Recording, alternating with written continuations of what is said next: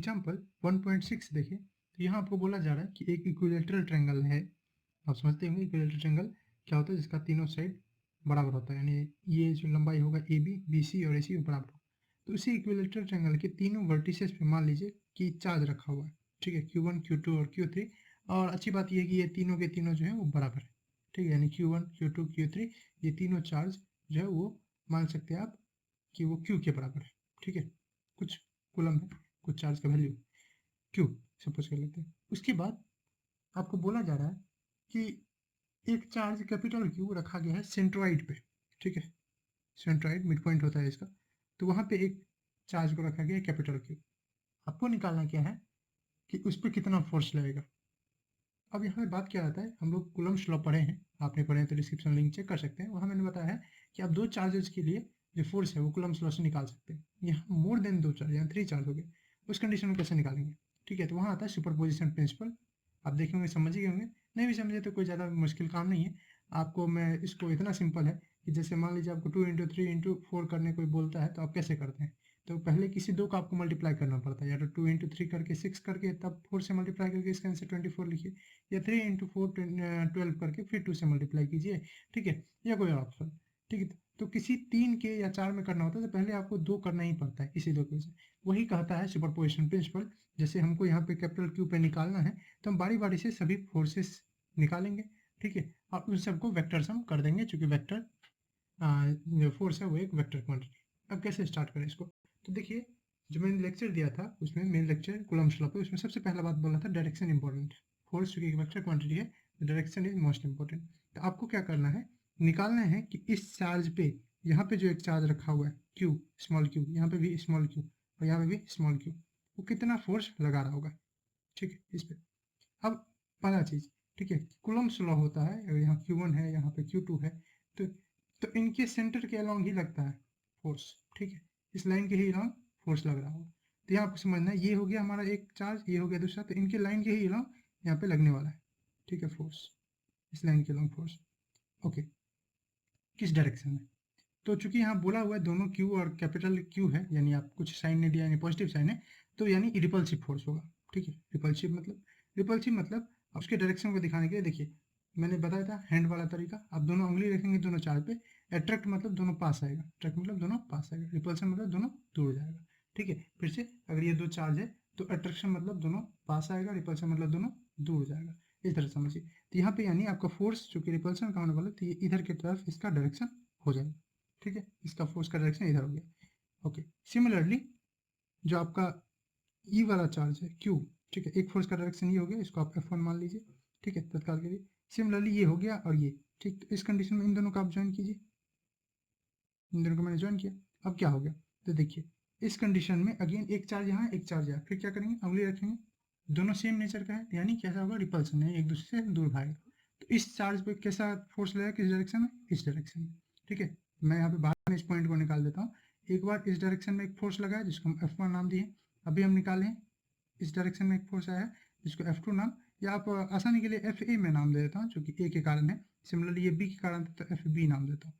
Similarly ये एक point charge है और ये एक पॉइंट चार्ज है, अगेन दोनों को मैं जोड़ दूंगा, दोनों के सेंट्रल लाइन को, बिकॉज कूलम्ब्स लॉ जो है वो देता है सेंट्रल फोर्स है वो, ठीक है, वो जो इलेक्ट्रोस्टैटिक फोर्स है तो सेंटर के अलॉन्ग लगता है, तो अगेन ये दोनों सेम नेचर के, तो क्या होगा, एक दूसरे से रिपल्सन नहीं दूर भागेंगे, ठीक है। तो इस पर आपका हाथ किधर, क्या इधर इधर, यानी फोर्स किधर लगेगा, इधर की तरफ। तो ये हो गया आपका थर्ड फोर्स जो कि force due to C.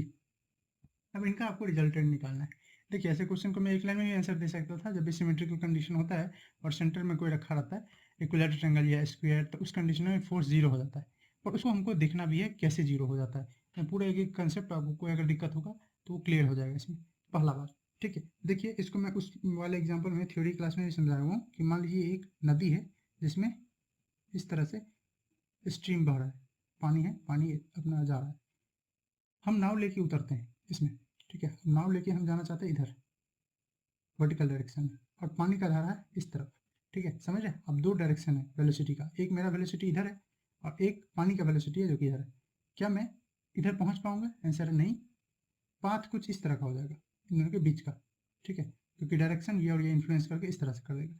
Similarly ये जो आपको FC दिख रहा है और FB दिख रहा है, इन दोनों का जो अपना एक पाथ हो जाएगा जो कि इधर की तरफ हो जाएगा। ठीक है, तो ये पाथ कुछ इस तरह से, इन दोनों का रिजल्टेंट जो होगा वो इस तरह से हो जाएगा। ठीक, इन दोनों का, और ये जो होगा वो जस्ट इक्वल होगा इसके, तो इसीलिए इस पॉइंट पे जीरो फोर्स लगने वाला है। ये मैंने आपको क्वालिटेटिव आइडिया देना चाहा यहाँ पे क्या हो रहा है। इस पॉइंट पे, इस कैपिटल क्यू पे कोई फोर्स नहीं लगने वाला है। ठीक है, रिजल्टेंट कोई force, no resultant force, no resultant force, कोई रिजल्टेंट फोर्स इस पर नहीं। ठीक है, इस चीज़ को मैं क्वालिटेटिवली समझाने की कोशिश किया, फिर से मैं बता दूं। ठीक है, इन दोनों पे रिपल्सिव फोर्स लग रहा है, मतलब इस डायरेक्शन में, इन दोनों पे रिपल्सिव इस डायरेक्शन में, इन दोनों पे रिपल्सिव इस डायरेक्शन में, दोनों मैंने बना दिया। फिर इन दोनों का रिजल्टेंट इसके बीच से निकलता है। आप सिंपल वेक्टर एडिशन लगा सकते हैं, ट्रायंगल लॉ या पैरेललोग्राम लॉ, तो वहाँ से आप देख सकते हैं इन दोनों का रिजल्टेंट इससे बीच से गुजरेगा। ये जो वैल्यू होगा फोर्स का और नीचे वाला वैल्यू दोनों सेम होगा, इसलिए यहाँ पे आ गया नो रिजल्टेंट फोर्स या जीरो रिजल्टेंट फोर्स। अब क्वान्टिटेटिवली अगर निकालना चाहते हैं कितना क्वान्टिटेटिवली होगा हमको देखना है, तो आप बारी बारी से निकाल सकते हो, इसके लिए कोई दिक्कत नहीं। मैं इसको बाहर भी ले आता हूँ। ठीक है, सपोज कीजिए पॉइंट आपका ए है और ये आपका पॉइंट हो गया ओ। ठीक है, इसको सेंट्रॉइड बोलते हैं। अच्छा, सेंट्रॉइड का आपको आइडिया लेना है तो इस कंडीशन में बता दूं। देखिए, सेंट्रॉइड वो होता है, हर एक ट्रायंगल जैसे इक्विलेटरल ट्रायंगल, तो इस वर्टेक्स से एक ऐसा लाइन ड्रॉ कर सकते हैं जो इस वाले साइड को बराबर हिस्से में बांट दे, ये कहा जाता है मीडियन। ठीक है, सिमिलरली इस पॉइंट से भी हम बना सकते हैं इसके साइड पे, जिससे कि ये दो हिस्से में बढ़ जाए, इक्वल हिस्से में, ये भी कहलाएगा मीडियन। ठीक है, ये बी से मीडियन कहलाएगा। और सिमिलरली सी से भी हम निकाल सकते हैं ऐसा कोई लाइन जो इस वाले को दो हिस्से में बांटे। जहाँ पे ये तीनों पॉइंट मिलते हैं, this point is called centroid. ठीक है, तो what is centroid? Centroid is the point where all three medians of a triangle meet, जहाँ पे मीट करता है। इसका क्या लोकेशन होगा? अब इसके लिए थ्योरम है जूनियर क्लासेस में, मैं दोनों तरीके से आपको बताऊंगा, जो एक एनसीईआरटी की तरफ से और एक सिंपल ट्रिग्नोमेट्री के तरीके से, आप जो प्रीफर करें। ठीक है, क्योंकि यहाँ पे ये वाला डिस्टेंस निकालना पड़ेगा। तो खैर ये देखिए, ए है, ये ओ है, ये ओ आपका सेंट्रॉइड है। यहाँ पे फोर्स कितना है? Small Q. यहाँ पे फोर्स कितना है? Capital Q. डिस्टेंस कितना है? ठीक है, अब ये कैसे निकालेंगे? ये हो गया ये डिस्टेंस। अब देखिए, इसको बहुत ही बेसिक तरीके से हम लोग निकाल सकते हैं। ये जो डिस्टेंस आपका होने वाला है वो कितना होगा? देखिए, अगर ये इक्विलेटरल ट्रायंगल देखें तो यहाँ पे ये पूरा एंगल कितना था? इक्विलेटरल ट्रायंगल का हर एक एंगल 60 होता है, तो ये आपका कितना हो गया? तो ये वाला एंगल आपका हो गया 30। सिमिलरली ये वाला एंगल कितना हो गया? 30। ठीक है, 30 हो गया, हाँ सही बात है। अब क्या कर लीजिए, अब आप कुछ ज़्यादा नहीं कीजिए, आप सिंपल सा एक फॉर्मूला लगा लीजिए। ठीक है, आप इस ट्रायंगल में विजुअलाइज कर सकते हैं। यहाँ पे हो गया 30। ठीक है, विजुअलाइजेशन के लिए इजी, बाकी वहाँ भी मैं ले चलता हूँ। तो उस कंडीशन में अब देखिए, आपको निकालना क्या है? आपको निकालना है ये वाला लेंथ। तो इस ट्रायंगल में ये हाइपोटेन्यूज का काम करेगा। ठीक है, अब इस ट्रायंगल को मैं बाहर निकाल दूँ, ये रहा आपका ट्रायंगल, तो ये हो गया 30 डिग्री। हमको ये पता करना है ये डिस्टेंस कितना है, यही मेरा आर बनने वाला है। और हमको नोन क्या है? हमको ये वाला डिस्टेंस नोन है, क्योंकि ये पूरा कितना है? ए है, या बुक में दिया हुआ कि ये लेंथ जो इक्विलेटरल ट्रायंगल का है वो एल है, तो ये कितना है? क्योंकि ये मीडियन है तो L/2 है, ये L/2 है। ठीक, तो हमको यहाँ से क्लियरली निकल सकता है। अगर कोई निकाल देता है क्या चीज़, ये कौन कौन सा रेशियो हो गया? देखिए, ये हो गया आपका बेस और ये हो गया हाइपोटेन्यूस। तो यहाँ से आप आराम से निकाल सकते हैं कि आपका जो साइन या बोले कॉस, हम 30 लगा दें, कॉस 30 इक्वल टू कितना हो जाएगा? परपेंडिकुलर मतलब सॉरी बेस यानी L/2 बाई हाइपोटेन्यूस यानी आर। ठीक है, हमको आर निकालना है। कॉस 30 का वैल्यू आप जानते होंगे, √3/2 होता है। तो √3/2 equal to L/2 by are, तो इसको हम लिख सकते हैं L/2 आर। हमको निकालना क्या है? ये वाला दूरी आर। ठीक है, तो यहाँ से आपके पास, यहाँ से 2 से 2 कैंसिल हो जाएगा, आर इक्वल टू कितना आ जाएगा? आर इक्वल टू आ जाएगा L/√3। तो ये आपका पोजीशन आ गया, यानी एल का वैल्यू कितना होने वाला है? L/√3। ठीक है, समझ? ये भी ट्रायंगल उसी तरह से आप लगा सकते हैं। यहाँ पे हो गया 90 डिग्री, ये कितना एंगल है? 30 डिग्री। इसको मैं बाहर में बना दूँ तो कुछ इस तरीके का ये दिखेगा। यहाँ पे कितना एंगल है? आंसर है 30 डिग्री, 90 डिग्री। यहाँ कितना है? 30। ठीक है, ये वाला डिस्टेंस कितना है? तो ये पूरा है L, ये है कितना? L/2। ये डिस्टेंस हमको निकालना है R। ठीक है, तो सिमिलरली यही ट्रायंगल हो गया ना, बिल्कुल इस पर हम लगा दिए ट्रिग्नोमेट्री, हो गया L/√3। एक दूसरा प्रॉपर्टी भी है मीडियन का, जो कि एनसीईआरटी में बताया हुआ है। वो आपको एक थ्योरम है छोटा सा, मैं यहाँ प्रूफ नहीं बता पाऊंगा, वीडियो वैसे ही लंबा हो गया। वो सिंपल सा थ्योरम क्या कहता है कि ये जो डिस्टेंस होगा ना, अगर एक ट्रायंगल है, मान लीजिए ये एक ट्रायंगल है, उस कंडीशन में ये अगर सेंट्रॉइड है, तो ये जो दूरी होगा इसका यहाँ से यहाँ तक का, ये 2/3 हिस्सा होगा। मतलब ये पॉइंट अगर इसको ऐसे बांटा है कि दो हिस्सा इधर और एक हिस्सा इधर है, तो ये वाला हो गया 2/3 ऑफ, अगर इसको मैं नाम देता हूँ A, ये B, A, C, तो ये हो जाएगा 2/3 ऑफ AD, ये वाला डिस्टेंस AO। इस तरीके से भी आप निकाल सकते हैं, 2/3 ऑफ AD करके आप निकाल सकते हैं। वो इसी तरीके से निकाला है, 2/3 ऑफ AD कर दिया है। और AD जो है वो क्या है? वो है लेंथ, यानी बोले हम हाइट है। इक्विलेटरल ट्रायंगल का, जो आप जानते होंगे हाइट ऑफ इक्विलेटरल ट्रायंगल होता है √3/2a, और यहाँ पे a की जगह आप l ले सकते हैं, तो इससे भी निकाल सकते हैं, यानी 2/3 इंटू √3/2l, 2 से 2 कट जाएगा, √3 से 1/√3l, तो उस तरीके से भी हम निकाल सकते हैं। खैर मेरा यहाँ पे मेन मोटो था कि ये डिस्टेंस पता करना, और ये डिस्टेंस मेरे को आ गया l/√3। सिमिलरली आप ये वाला भी पता कर सकते हैं, तो इन दोनों के बीच में कितना फोर्स लग जाएगा वो हम लोग निकाल सकते हैं। वो फोर्स कितना हो जाएगा आप निकाल सकते हैं कि फोर्स ड्यू टू ए, इस वाले को मैंने नाम दिया था ए, तो एफ ए अगर मैं निकाले जाऊँ तो एफ ए इक्वल टू कितना हो जाएगा, कोई फोर्स है वो होता है क्या, के इंटू Q1। ठीक है, यहाँ पे Q1 क्या है, आप अगर स्मॉल क्यू ले इंटू Q2, Q2 क्या है हमारे लिए capital Q by R square, R यानी उन दोनों के बीच का डिस्टेंस, यानी l/√3 का स्क्वेयर। अब यहाँ पे क्या हो जाएगा, ये 3 बन जाएगा और 3 ऊपर चल जाएगा, तो ये कुछ इस तरह का दिखेगा 3QQ/L²। ये बन गया कि ए के कारण जो फोर्स लग रहा था वो, उसी तरीके से हम बी के कारण और सी के कारण भी निकाल सकते हैं, एफ बी यानी फोर्स ड्यू टू बी। ये फोर्स ड्यू टू बी यहाँ पे जो लगने वाला है वो अगेन ये स्मॉल क्यू है, ये कैपिटल क्यू है। ठीक है, यहाँ पे आपका है स्मॉल क्यू, ये पॉइंट ओ है जहाँ पे है कैपिटल क्यू, ये डिस्टेंस अगेन कितना है l/√3। फोर्स निकालेंगे के Q/L/√3 का स्क्वेयर, फिर से ये आने वाला है 3QQ/L²। सिमिलरली एफ सी भी निकालने चले, ठीक है, तो वो कहाँ है, तो आंसर है ये, आप इस तरह से डायग्राम बना सकते हैं। यहाँ आपका पॉइंट ओ, ये रहा आपका सी, अगेन डिस्टेंस है l/√3, यहाँ पे है कैपिटल क्यू, यहाँ पे है स्मॉल क्यू, तो एफ सी जो आ जाएगा वो कितना आ जाएगा, के Q/L/√3 का स्क्वेयर। ठीक है, यानी ये आ गया 3QQ/L²। ये आ गया तीनों फोर्स जो तीनों बराबर है। ठीक है, वही यही बोला था मैं, क्वालिटेटिव दे रहा था, ये फोर्स जितना है, ठीक है, ये दोनों का रिजल्टेंट भी उतना ही होगा। अभी अगर ये आपको समझना ये कैसे हो जाएगा, तो इसके लिए बेसिक्स आइडिया आपको लेना पड़ेगा।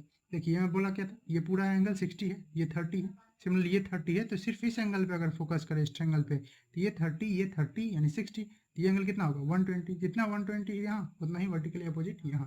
तो आपको ये आइडिया लगाना पड़ेगा।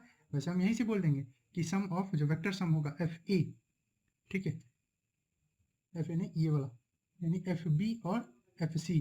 ठीक है, यहाँ पे एफ बी और F C, F B plus F C, इनका वेक्टर एडिशन, जिसको आप इस तरह से दिखा देंगे। ठीक है, ये इक्वल हो जाएगा किसके, ये इक्वल हो जाएगा एफ ए के। ठीक है, और बेटर वे हम बोले माइनस ऑफ एफ ए के। तो इसीलिए इन सब को अगर जोड़ दे F B plus F C, और इसको भी इधर ले आता हूँ, यानी एफ ए, इन सब का वेक्टर सम कितना हो गया, रिजल्टेंट कितना हो गया, 0 हो गया। वैल्यू वाई देखना चाहे तो बिल्कुल आप देख सकते हैं, इसमें कोई दिक्कत नहीं है। ये आपका ये पॉइंट है ओ, इसी पॉइंट पे इधर लग रहा है एफ बी, इधर लग रहा है एफ सी, और इधर लग रहा है एफ ए। ठीक है, इन दोनों के बीच में 120 डिग्री आया है, अभी बताया कैसे, नेक्स्ट में थोड़ा पीछे चल जाइए। इन दोनों का रिजल्टेंट निकालना है, तो कोई दो वेक्टर हो उनका रिजल्टेंट निकालने के लिए फॉर्मूला क्या है, R equal to root under में a² b² plus 2ab cos theta, जहाँ ए और बी दो क्या होते हैं, दो वेक्टर्स होते हैं। यहाँ पे आपके लिए ए एफ सी होगा, मान लीजिए बी हो गया एफ बी, इस तरह से हम निकाल सकते हैं। ठीक, दोनों बराबर ही है, एफ सी और एफ बी बराबर ही है, उसको मान सकते हैं अभी तत्काल कि दोनों बराबर है एफ के। तो यहाँ मैं लिख दूंगा F square plus F square, ठीक है, प्लस 2 इंटू ए मेरा एफ है, बी भी एफ ही है, कॉस थीटा, थीटा है 120, कॉस 120 निकालेंगे तो आपको देगा -1/2, 2 से 2 कैंसिल, ये हो गया एफ स्क्वायर, माइनस में एक एफ स्क्वायर से एक एफ स्क्वायर कट जाएगा, जो क्या आएगा रूट अंडर में एफ स्क्वायर, यानी एफ। तो समझ आप, वही एफ आया। ठीक है, जो कि तीनों बराबर है। तो नीचे की तरफ जो एफ था ये भी एफ ही था, ऊपर की तरफ जो इन दोनों का रिजल्टेंट आया है वो कितना है, एफ ही है। अब तो सिंपल समझ सकते हैं, दोनों वेक्टर अपोजिट है, दोनों का वैल्यू भी सेम है, एफ एफ, तो दोनों एक दूसरे को क्या कर देगा, कैंसिल। ये एफ कितना है, ये एफ निकाल चुके हैं 3 small Q capital Q by L square, तो ये हो गया। तो इस तरीके से भी आप कर सकते हैं। आई होप आपको कोई दिक्कत नहीं हुआ होगा इस लेक्चर के थ्रू। अगर दिक्कत हुआ आप एक बार पीछे जाके और देख सकते हैं, मैंने हर एक कंसेप्ट क्लियर करने का कोशिश किया। अगर आपको कॉस 120 नहीं निकालने आता है, सिंपल सा ट्रिग्नोमेट्री है, कॉस 90 प्लस 30 डिग्री। ठीक है, इसको तोड़ दिए 120 को इस तरह से। अब ये कॉस ए प्लस बी का फॉर्मूला होता है, cos A into cos B minus sine A into sine B, इसको लगाइए, बड़ा आसानी से आपका आ जाएगा -1/2। ठीक है, बाकी आप अगर लिखेंगे कैसे, अगर ये आपका जवाब है, ये बता दिया सब कुछ, लिखेंगे कैसे, तो आप लिखने के लिए क्वालिटेटिवली इसको सॉल्व कर सकते हैं यहाँ तक कि ये 3 आपका साइड हो गया, ये पॉइंट आप इस तरह से बना देंगे। ठीक है, और इस तरह से आप फोटो बना देंगे, ये एफ हो गया, एफ बी एफ सी, यहाँ एक लैंग्वेज लिख देंगे कि resultant of F B and F C give a vector, ठीक है, which is opposite to direction of F A, so overall resultant is 0। इस तरह से आप लिख देंगे, आपका सोल्यूशन हो जाएगा। ठीक है, अगर आपको कोई दिक्कत है अभी भी तो आप जरूर कमेंट कीजिए। ठीक है, मैं उस कमेंट का जरूर रिप्लाई दूंगा। ठीक है, थैंक्स फॉर